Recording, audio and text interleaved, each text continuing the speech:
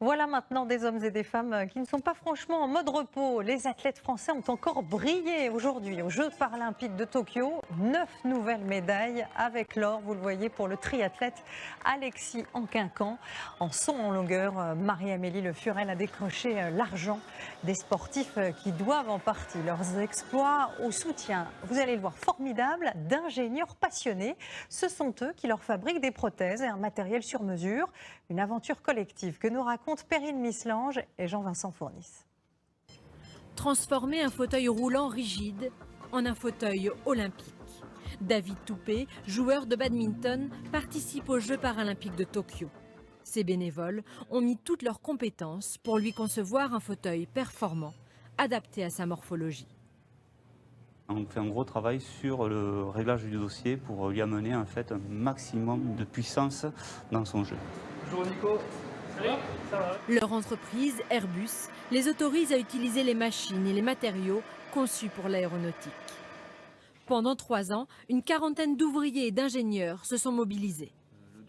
La relation qu'on a créée avec David, elle est super émotionnelle finalement. Et c'est ça aussi qui nous motive à travailler sur notre temps perso. Du matériel qui fait rêver les personnes handicapées.